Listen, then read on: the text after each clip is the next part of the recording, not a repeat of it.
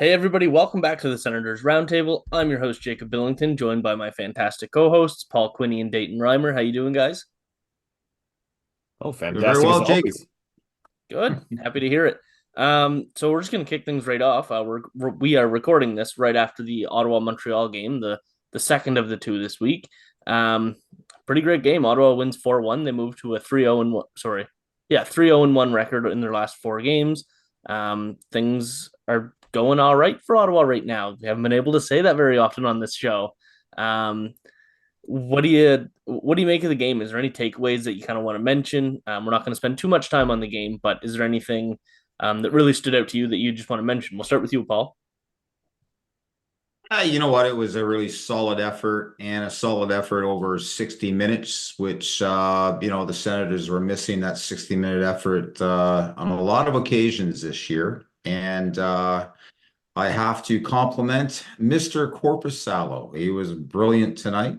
I hope he can keep it up.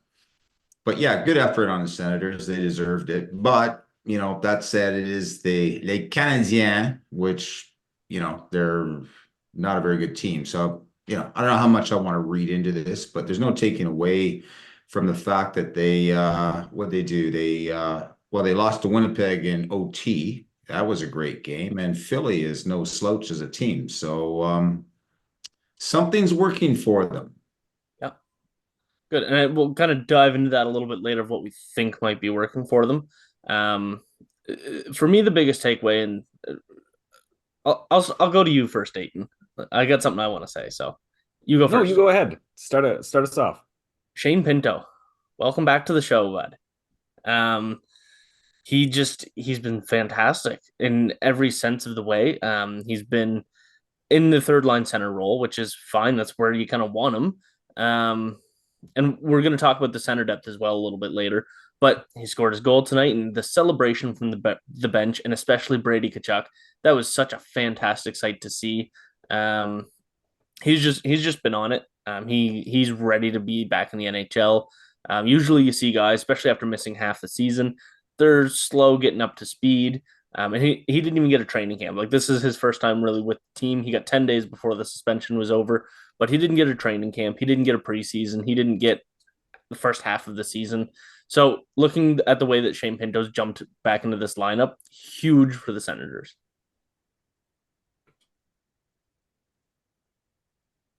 Yeah, Are they you ready for me now? Yeah. If you're ready to go, that's just kind of the only thing I really wanted to add. No, fair enough. I was going to mention Pinto, but I'm glad you took it over. That means I'm going to mention somebody who has been described as a sens killer, if you will, and he was entirely useless tonight. Uh, Arbor Xhekaj Yeah. called up, did nothing. He was on the worst defensive pairing on the Canadiens, and Yeah. maybe we can forget about him for a little bit. You know, I gotta say, I love Arbor Xhekaj. I love the story Oh, behind him. I love the way he plays. I would love to have him on the team. And all these people just like trashing him on Senators Twitter. I'm like, come on, like appreciate the good kind of player. Like, obviously he's a third line pair kind of guy. Um, and you don't want him playing 21 minutes a night, but you want him on your team. He is somebody that I'm in love with oh, for as a sure. player. And I mention it simply because I saw the Twitter discourse earlier today, Yeah. and I had to chuckle at it. That people were getting so worked up on both ways, right? Of Xhekaj, and like, great, he's called up. He should be working towards getting those NHL minutes back. Yeah. I think he's a great bottom pairing defender, like you mentioned. Um, but I just thought it was funny that isn't this his first game back since getting sent down? Yeah. Kind of convenient, hey? Like Yeah. like the the Canadians knew. I don't Yeah. know.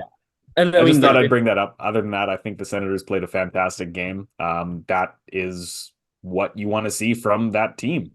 yeah. That's yeah, that no notes. They did what everybody knows that they're capable of doing, and that they finally did it, and they've been doing it for the past week or so. It's been a fantastic. We recorded our last episode right after the Colorado game, that was not a good game. Since then, it's been a really good stretch of hockey for Ottawa. So really nice to kind of feel some positivity coming into one of these recordings. Yep. Paul, yeah. Anything else you wanted to add there, Paul? No, you mentioned Jack. He was brought up, in my estimation, for a reason. He was their nuclear missile that Yeah. they unleashed from their silo. But curiously, despite all the predictions of the pundits, this was a kind of a calm game. I thought there'd be Yeah. much more emotion, much more physicality, but there wasn't. So he was kind of brought up for naught, really. Didn't do much.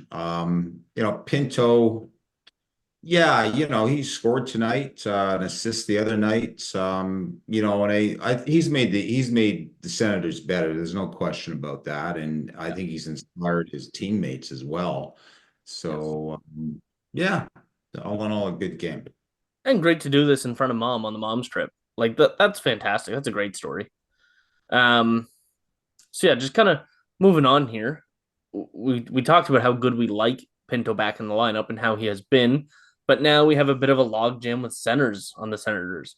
So you got Stutzel, the undisputed number one center. He might not be on the first line as listed during practice or whatnot, but he's the number one center. He's the top guy on the team. You have Josh Norris, who is the team's second line center. You have Ridley Gregg, who was fantastic as the, could you call him the interim first line center? While there was a bit of a jumble of the lines going on. And Shane Pinto, you don't want any of those guys playing on the fourth line. So you're going to have Mark Castle, Rourke Chartier, insert anybody, right? Just a replaceable fourth line center.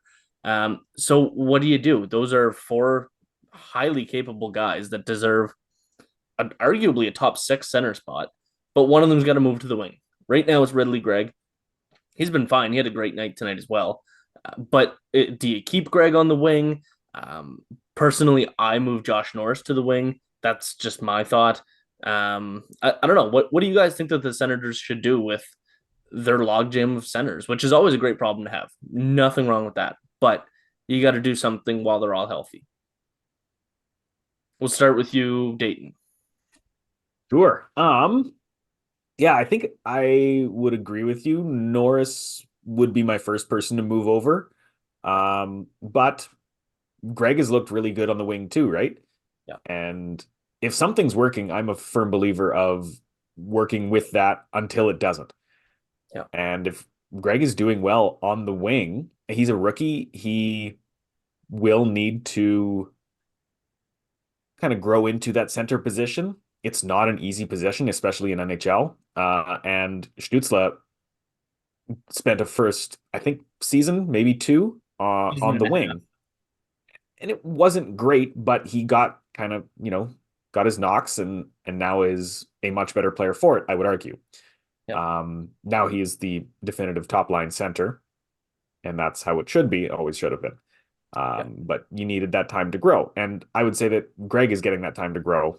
So maybe if he's on the wing, that's okay. Let him work there for a bit because clearly he's doing all right. Yeah. Paul, what do you think? Who do you move to the wing? Who do you and I'll add this as a kind of caveat to that. What line do you put them on? Right? Because you're not going to take out Brady Tkachuk. And I think all of these guys, if you move them to wing, they're going to be on the left side. Maybe Josh Norris would go on the right, but I think he would still be on the left. There's just good depth throughout the whole forward group right now. What do you do, Paul? Well, I'm with you guys. I'd move Norris to the wing. I think Greg deserves center. He's in the 5 games prior to this game, leading into this game, you have to check the stats. He's scored 2 goals, got an assist. He got another goal tonight. He brings a grit and an energy that, frankly, I don't see Norris providing. And sure, they're fairly close. Norris, I think, coming into tonight had 21 points. Greg had 17, but then Norris has had a few more games. Norris, he's a -4. Greg's an astonishing +15. So I think he's faster, he's more mobile than Norris is, and he certainly can meet the physical demands that the position of center requires, that it demands. So younger, faster, more physical. I'm going to put him at center. What you may want to do is if you want to set up a bit of a competition between the two for the center spot is say, hey, here's next 4 games, your center. Explain why. You don't want them scratching their heads about why they got moved to the wing as opposed to center on any given night. And may the best man win. Let's see who comes out on top. Yeah, that's what I'd do if I ran the Sens. That's fair. And I like what you said, Dayton. It's something is working right now. Don't mess with it, right? Things are working just fine with Ridley Gregg on the wing and Josh Norris at center. I do have a question for you. So he had a 4 game gap where he was injured, but over Josh Norris's last 10 games, do either of you know how many points he has?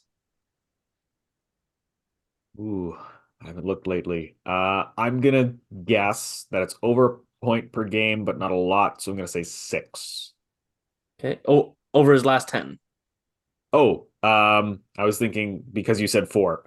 I Yeah. got 4 No. stuck in my head. So he played Um, 7 games.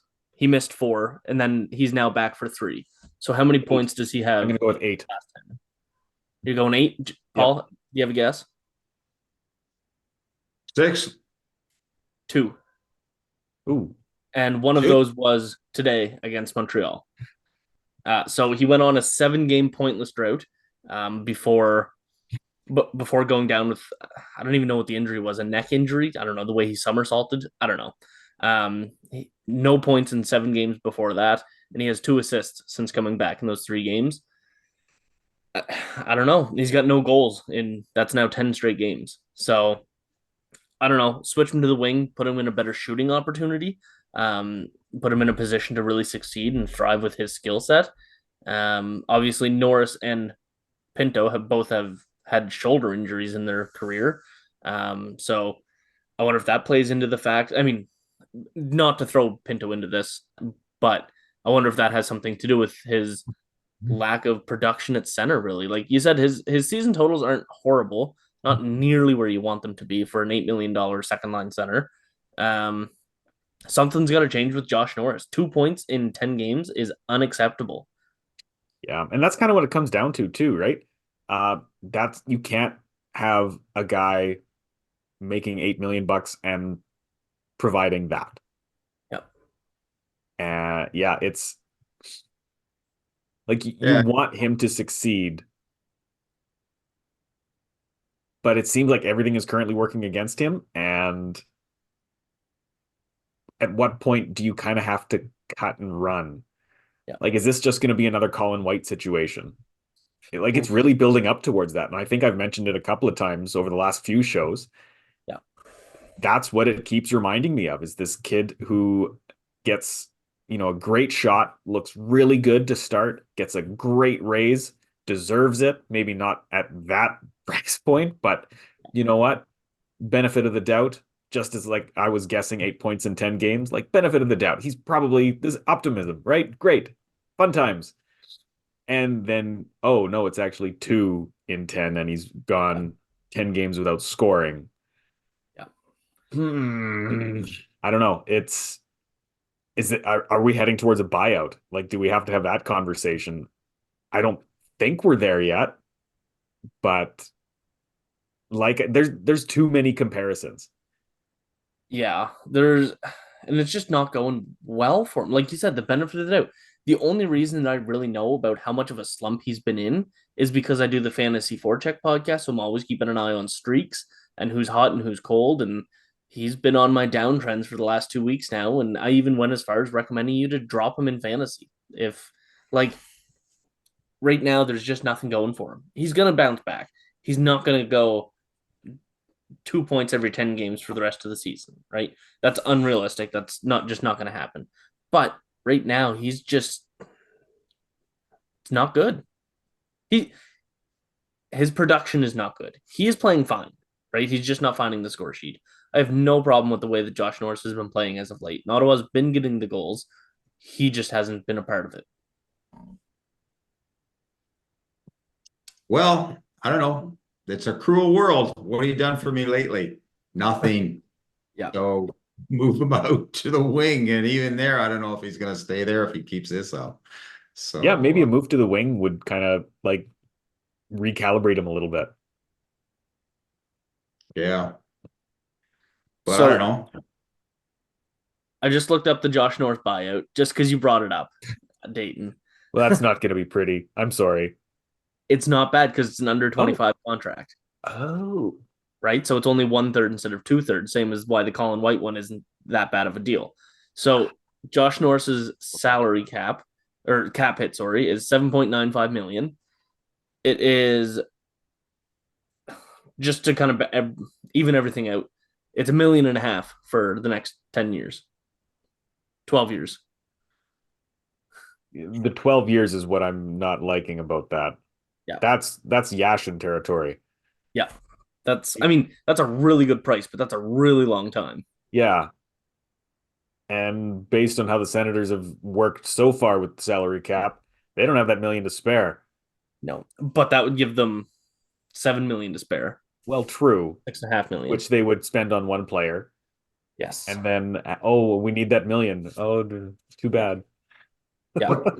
So I don't know. Yeah. I'm not saying buy Josh Norris out. Pessimism. You brought it up, so I had to look up the number just to see. No. Yeah. I'm Sorry. looking for a way to put some lipstick on that pig and move him out. I don't know what you got to do. I think if you can find a trade partner, like I look at Winnipeg, you have to retain salary on that deal if you're trading him to Winnipeg. Yeah. But like, would you look at so Winnipeg is reportedly looking for like when they went in 2018 when they got Paul Stastny, great second line center veteran. I wonder if they look at a guy that's more longer term now that they're not. They were directionless for a little while, but now it looks like they're just doing a retool on the fly. Things are going really well. If Ottawa retains just under 2 million, takes on, I don't know. I don't want Chaz Lucius. He's too injury prone, but a prospect, one of their high end prospects, and Alex Iafallo. Like, is that the kind of deal you want to work around? I think that that's kind of a win win for both sides. Like, there would be a lot to figure out with it, and money wise and whatnot. But looking at something like that, Josh Norris retained for some futures and a decent middle six defensive guy. I think there's definitely a deal around the league somewhere. That's just something that popped into my mind. Would you entertain that kind of deal? For Norris, for sure. Yeah. Yeah. Yeah. So it really sucks because he's Brady Tkachuk's best friend. He was at the time he was the centerpiece of the Erik Karlsson trade. People forget that. People forget that at the time of the deal, Josh Norris was the centerpiece of the Erik Karlsson trade, and all of a sudden, instead of the 22nd overall pick, Ottawa ended up with Tim Stützle.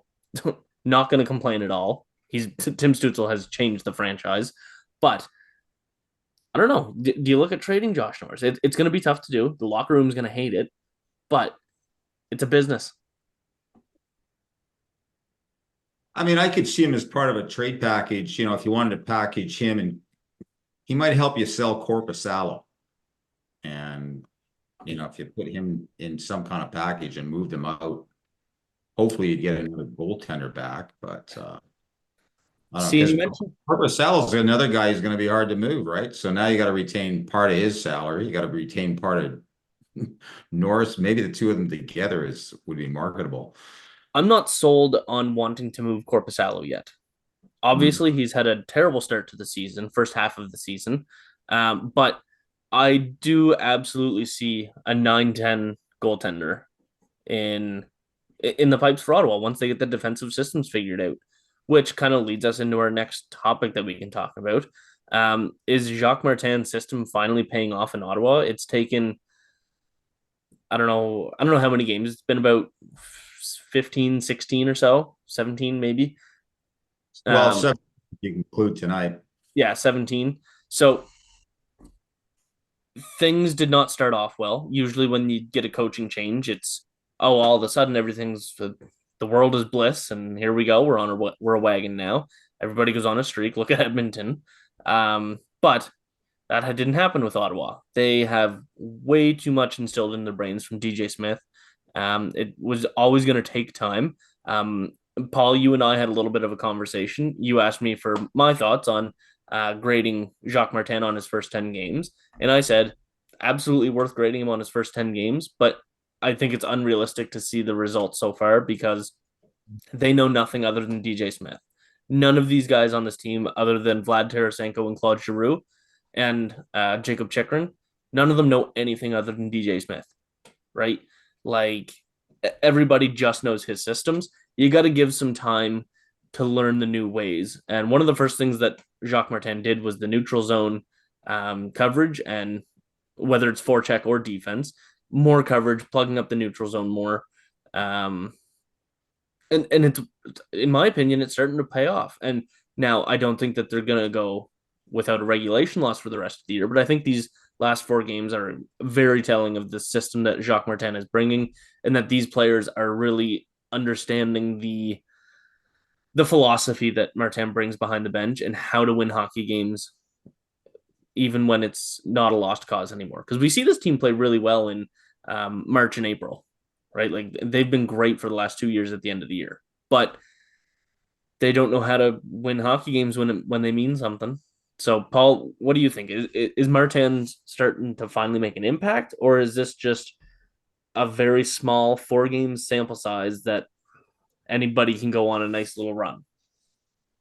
So, okay. I'm prepared to admit that it looks like some of what Martin is trying to impart, they're starting to grasp, Yeah. with better structure, more focus on the detail. But to your point, it's a small sample size. I don't trust this crew.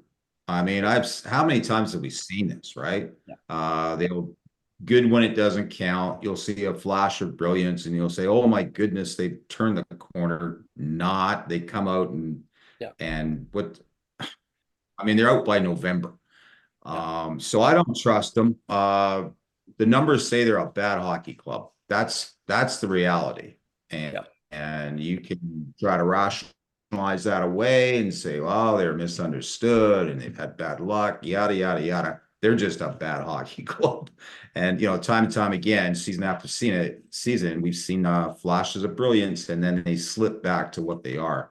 So I'm not, give me 5 or 6 more games, and then I'd be prepared to say, okay, it's starting to stick. But you know, they could slip back into their old identity in no time. Hey, Boston's coming to town.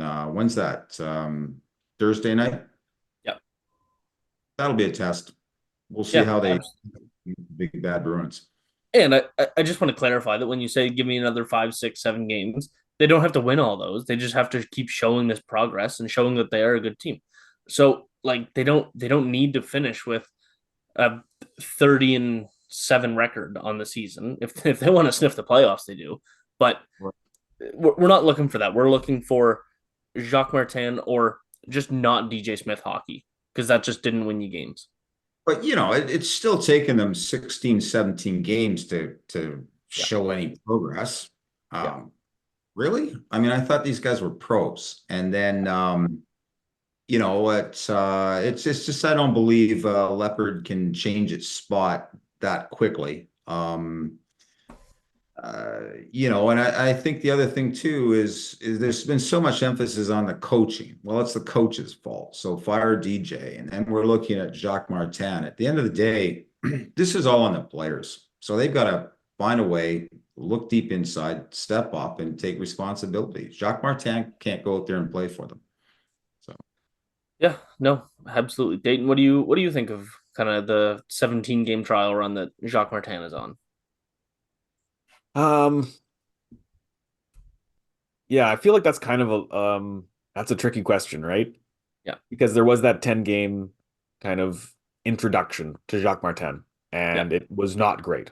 And you saw maybe the most disheartened looking Senators that you've seen since the rebuild started. Yeah. Like that group was broken. they didn't want to be there anymore. Like it was clear in the way that they played. They just kind of floated around and like the goals that they allowed were just bad. And then all of a sudden, everyone's getting down on themselves. Now, in this last little stretch, you've got, I think you've got a little bit of buy-in on the coach's strategy. You're seeing Yeah. a bit more of a defensively responsible game. That's Martin's tell.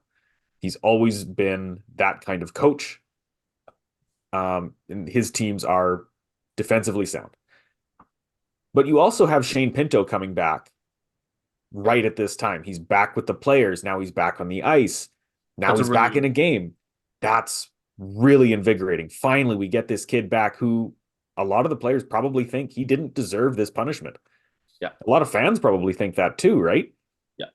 Um, and you've also, you win, throw a little win in there. Oh, that feels good. Okay, let's string another one in. You're Yeah. getting results because I think you're getting a lot of things happen at the exact same time. Yeah. Um, the the appeal of Pinto being back will wear off because he'll Yes. then just be part of the team. A couple of losses, especially tough losses, will start to wear on them. Yeah. And that's when we're going to see, like Paul said, give us a few more games here. Then we'll see if this group is actually showing signs of improvement. Or is this just kind of a coincidental bump? Yeah. Yeah. And I look at the standings right now, and Ottawa is, I believe, after 43 games, 37 points, which is terrible. They do have a lot of games in hand. That doesn't matter anymore. They're not climbing back into the wild card race. I think so. To hit the 95-point mark, they're gonna have to go 30-9 over the next 39 games. That's not gonna happen. No. There is a little bit of hope to hang on to that's not entirely unrealistic, but with this team it is. But if they really start getting going, there's a lot of positives to look for. They can get back in the hunt by the end of the season. They won't make the playoffs, but they can get in the conversation like they have done in the last couple of years. And hopefully, for once, it carries some momentum into next year. The only issue with that is that Jacques Martin is not going to be the head coach next year. He is an interim coach. He is in a special advisory role, and he's kind of like the coach's coach, is how we described it when he was first hired. The only issue I have is that they are learning Jacques Martin's system, which works. We know from 20 years ago that he knows how to coach, and he knows how to coach a winning team 20 years ago, and now is different. But we know that he has the pedigree. He's not just DJ Smith coming out of the OHL. But I don't know. They're going to learn some good strategies, but I hope they don't take a step back when they have a new coach in October. That's the only concern that I really have. Well, I think one thing that we can take away from this is they're starting to learn how to be coached. That's a really good point. I really like the way you put that. Yeah, like this is the first time that I think all of them, except those acquired by trade or free agency, have had Yeah. a different coach in Ottawa, like Yeah. you mentioned, right? Um, those guys really in the NHL only knew one system, Yeah. which would have probably been a similar system in Belleville back when they started there too. Yeah. I don't know. I'm just assuming in that one.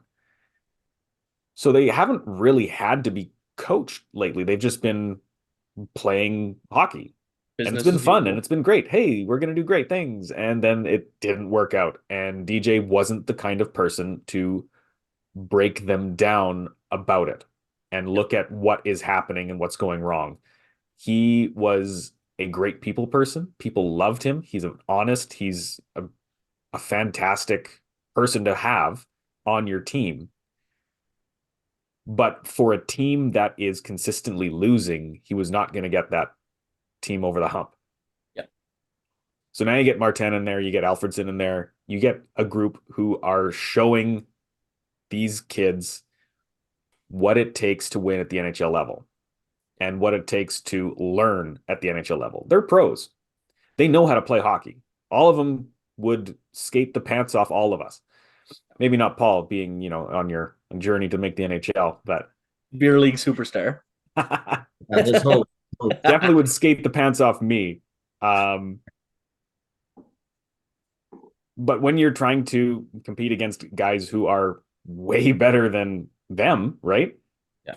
You need to have these adaptable strategies and to be able to look at things very critically. And they haven't had to do that yet, I would argue. And now they are learning that this is what it takes. So I think when the next coach comes in, they're going to be way more prepared. Yeah, that's a really good point, and I completely agree. Well, so Paul, he'll be. So what do you think? The next coach will be a Jacques Martin clone, kind of a more of a defensive oriented coach, and I hope so. yeah, yeah. I don't know what that looks like. I don't know who's going to be available in the summer. I don't know, but I Claude hope that Julien.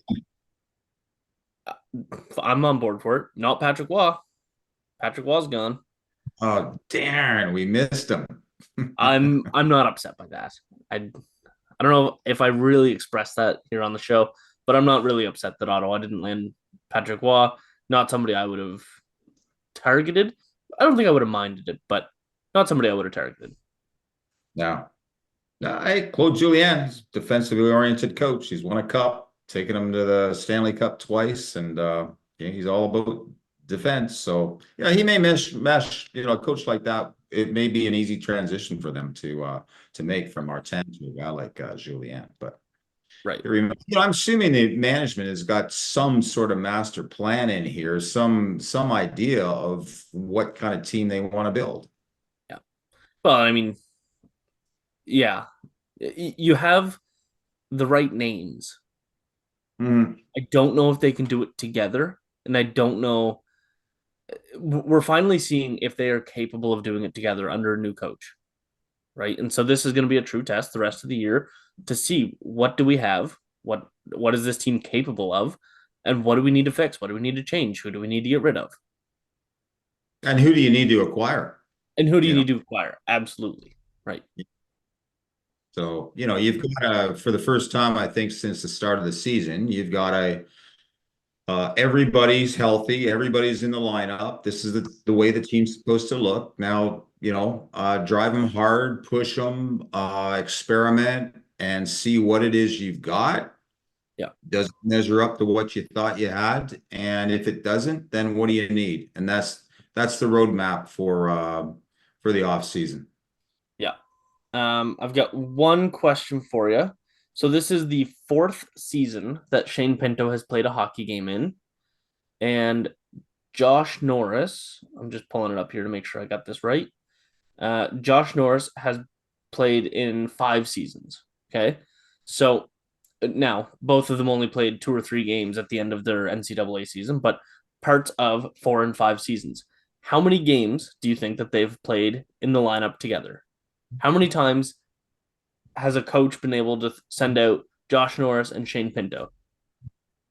Any wild guess over the last 4 seasons that they've both been NHL players? 30. 29. Ooh. I believe this was 29. Tonight might have been 30, actually. I think it was 29, though. That is foolish. 4 seasons, and they've played 29 games together. That's and they've done really well in that span. I don't know the record, but it's very good. And that's something that even DJ Smith said preseason. He has not been able to, and I'd love to know the number of Stützle, Norris, and Pinto, because I'm sure that there were some games that Stützle missed some time, or I don't know. But 30 games with just your second and third line center in the lineup. You got to give some credit to the coach, or take some heat off the coach that you've never really had these guys to put out together, but you've always had to been able to figure out how to make do without.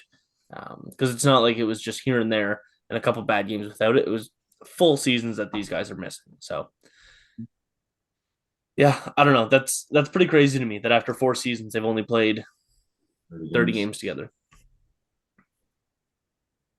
All right, we're going to take a quick break, and when we come back, we're going to talk trades with the trade deadline coming up, so stay tuned for that. All right, so we're about 42 days from the trade deadline, I believe. There's been a lot of conversations about Jacob Chychrun, Who should the Senators sell? We talked about Josh Norris today. I don't know what the trade deadline is going to look like. Dayton, you had some thoughts on it that you released on the hockeywriters.com. Um, I have no idea what it's going to look like. So we've heard a lot of rumors over the past couple of weeks that Jacob Chikrin maybe doesn't like the locker room, doesn't want to stick around long term. He squashed all those rumors and spit in everybody's face today and said, I don't know where this is coming from. I like it here. This is my city. I don't have the exact quotes in front of me, but he squashed every single rumor and said it kind of insulted the sources or the people that were reporting this and said these people say that they have sources, but they don't. Like, I have no idea where this is coming from. It's not coming from me, so where else would it be coming from? So I don't know what's going on with Jacob Chikrin, but coming from patient zero, he's the one saying there's no truth to these rumors. I really like that. I want him to stick around long term. He's been fantastic in Ottawa. What do you expect to see this trade deadline? Should they be buyers, sellers, stay where they are? Dayton, I'll let you start with this because you already kind of have some thoughts brewed up. Yeah, so I'm of the opinion that they should probably be buyers with the caveat that they can't be buyers. If Stick with me for a second. So they don't have any cap space. You need cap space to be a buyer, right? Because you're selling or you're bringing in veterans and you're selling picks and prospects, and so you're just adding that up, right? Yeah.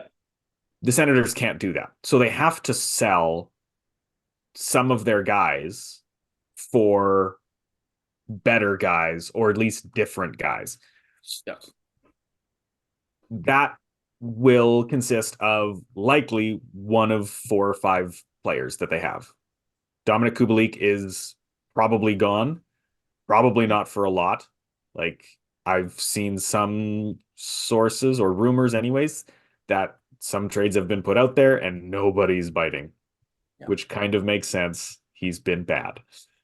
Yeah, and Bruce Garriock said that Dominic Kubalik will be gone at the trade deadline. Yeah. I don't know if he just that's the way he wrote it, but he did write specifically that Kubalik will be gone at the trade deadline. Yeah, and it might be for the magical return of future considerations. Yeah. Which can be whatever you want it to be. Tarasenko looks like he'll be gone. I don't think he should be. I think he's been great in the top 6, and he brings that scoring punch and that veteran presence that they're looking for. But if he's not going to sign long term, then he's got to go. You need this team to stick together and build something towards anything, right? Yeah. That brings me to Chikrin, who is a year away from his deal expiring, and he's going to need a raise. Probably around the same price as what Norris and Chabot are getting. He's probably going to be an $8 million defender at the very least. If he stays healthy for his first full season ever, and puts up 50 points, he's signed the check already. Yeah. That means the Senators will have 3 $8 million left-handed defensemen. That's not good. Not good. So obviously you're not getting rid of Sanderson. You just signed him long-term, and already he's clearly the best defenseman. It's not even a contest. He's the most consistent offensively and defensively. Yeah. He's staying. So that means it has to be either Chabot or Chikrin. One of them has to go. Yeah. Chabot has the better overall stats this season, even though he's missed more time. You're getting a little preview of some article coming out later that I wrote. So he has better overall underlying stats, except on the score sheet, which is where Chikrin leads. Yeah. But Chikrin's been kind of bad defensively. Did you know he has 44 giveaways? That's a lot. That's a lot. Do you know how many of those giveaways happened in the defensive zone? This is before tonight's game. I really like that you have that stat. I'm gonna guess 31. You're close. Paul, thoughts? 28. 38. 38. 38 of his 44 giveaways have been in the defensive zone. Wow. To compare, Chabot has, I think, 20 giveaways or 22. Or no, it's like 14. I'm just going off memory here. It's 14 giveaways, and 9 of them have been in the defensive zone. So it's still a lot, but if you look at the percentages, his is like 65 and Chabot's like 88. Yeah. That's really bad. Yeah. So to kind of wrap up what the Senators should be doing, the thing that they should be doing is trying to upgrade and make this core last a longer time, which means you have to get rid of some guys who aren't going to be here. That likely includes Tarasenko if he doesn't sign, and that likely includes either Chabot or Chychrun. You got to move one of them. Yeah. Yeah, I mean, I think of the 2 contracts, it's going to default to Chychrun that you're going to move because Chabot's contract is just too hard to move, right? What's he got? 6 years left and $8 million a pop. It's just far easier to move Chychrun at what's he 4.6, 4. Yeah. Mm-hmm. However, this is the time you would move Chabot because it'll be the easiest it'll ever get. Well, and he has a no trade clause kicking in July 1st. Exactly. 10-team no trade list is, I think, what I saw. And also his price tag goes up to 10 million. His salary cap stays at 8, but he is owed 10. Yeah. So but right now is the easiest he'll ever be traded. But how much of his salary are you going to have to eat? Because now, we're based on whose salary we're going to eat part of Norris for how long? 12 years? Yeah. That's a buyout, yeah. Buyout, yeah. Retained for 6. That's, yeah. Yeah.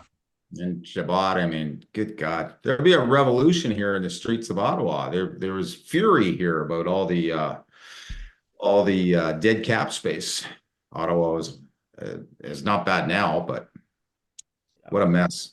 Well, I have a question for you. What's going to be a harder move to make? Moving, I don't know how old he was at the time, but mid-30s Ryan McDonagh at $6.75 million, or Thomas Chabot, who is 25, making $8 million. That's pretty easy. It's going to be easier to move Thomas Chabot. Tampa Bay had no problem. And I like the comparison between Ottawa and Tampa Bay right now. Well, no, I don't. But between the left side of the defense, because they had Hedman, McDonagh, Sergachev, kind of like how Ottawa has the 3-headed monster on the left side. And it was time to sign Sergachev. And so they moved out McDonagh. They got Philippe Meyer and Grant. I don't know.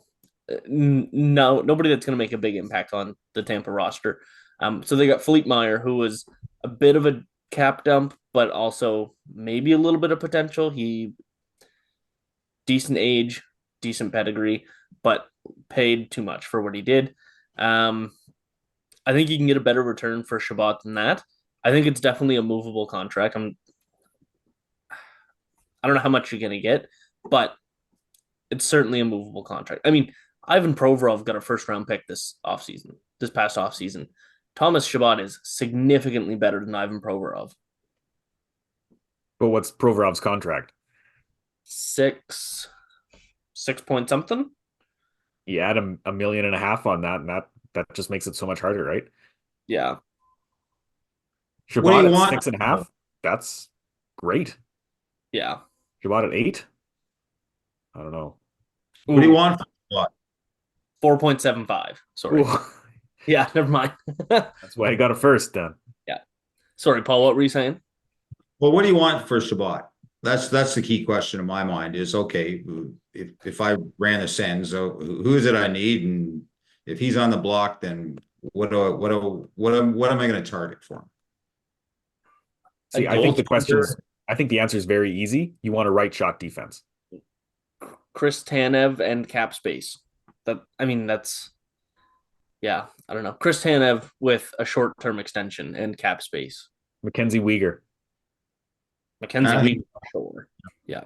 And like this is all going back to our conversation we had last week. We spent a lot of time on Chabot and Chychrun. So go listen to that if you want to hear more of our thoughts. But yeah, like Chabot for Weegar, you got to add if you're Ottawa. But that kind of deal. Like there's certainly a framework there, and like we said last week, especially if Calgary's losing Hanifin. I don't know if you have to add too much though. Maybe like a second round pick, because Uyghur's older and like he's having a great season, but the Flames are bad and they're not going to make the playoffs and they should rebuild. Yeah. So why not go for a 26-year-old defenseman instead of what is it, Uyghur, 30, 32? 30, maybe. He's definitely up there in that area. I'm sure of it. Yeah, he's 30. 30. Okay. So Senators are getting older. Flames are getting younger. Yeah. Worse contract, but not a ton worse. I think Yeah. it's only $1.5 million or about difference. Yeah, $1.25 million. Yeah. You throw in a second round pick or even a third round pick. Yeah. I think that balances pretty nicely. Yeah. I'd like to have somebody from Calgary's perspective weigh in on this. So, if you like the Calgary Flames, please leave a comment and just let us know, like, what do you think that Ottawa would have to add? Because I mean, undisputable, Ottawa would have to add something. It's certainly not going to be 1-for-1 or Calgary adding something. But how much would Ottawa have to add? Would it have to be a third round pick, second round pick, first round pick? I don't know. I have no idea how Calgary values Uyghur or Chabot right now. But in this upcoming trade season, whether it's off season or the trade deadline, if you were quarterbacking Ottawa's strategy, where would goaltending figure? You just go with what you have and recognize over time you're going to have to fix it, or I think move so. on? I think you let the team settle into like back to our conversation about Martin and comfortable hockey, settle into that, then reevaluate your goaltenders. They have not been good on their own. Doesn't matter what defense is in front of them. They have not been good. Give them some good defense, give them a better chance, and then reevaluate is my stand on that. Yeah, makes sense. Yeah. You know, you're not going to be a cup contender for a few years anyway, so Yeah. you can live with your goaltender. Yeah. Oh, hey, speaking of Calgary, Markstrom's on the market. No thanks. I just thought I'd throw that out there. Okay.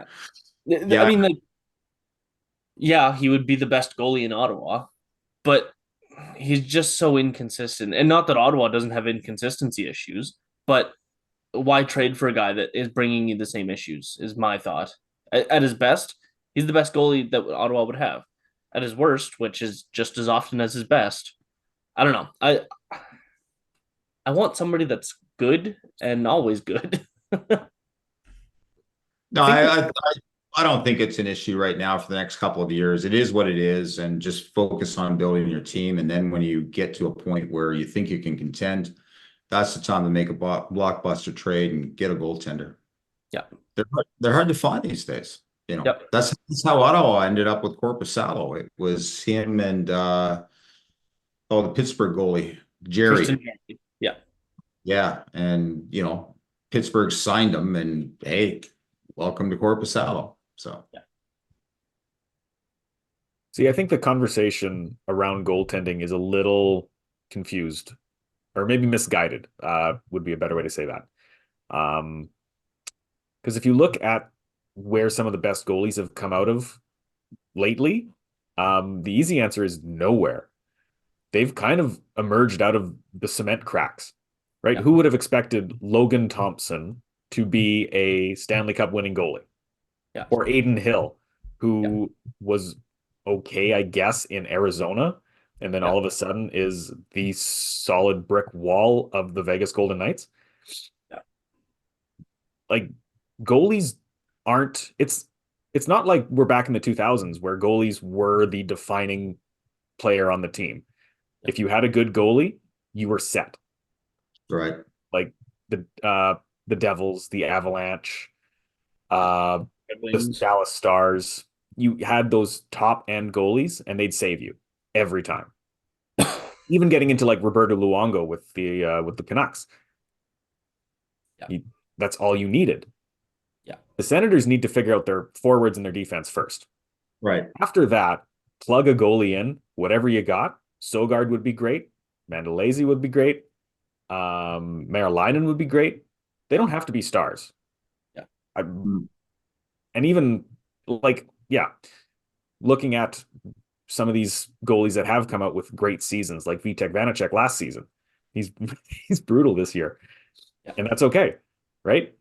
The goalies are a lot more unpredictable than they used to be, and I think the Senators have to accept that and stop chasing after the netminder that's going to save them. Just go what you got and fix it later, maybe, or just grab somebody that's available and see what they can do. Yeah. Enough. Yeah. I agree. So yeah, I guess that wraps things up for today. Leave your thoughts in the comments on who you think Ottawa should target or what they should do with the trade deadline, how you think the coaching has gone so far, and just your thoughts on it, the Senators in general and where they're headed.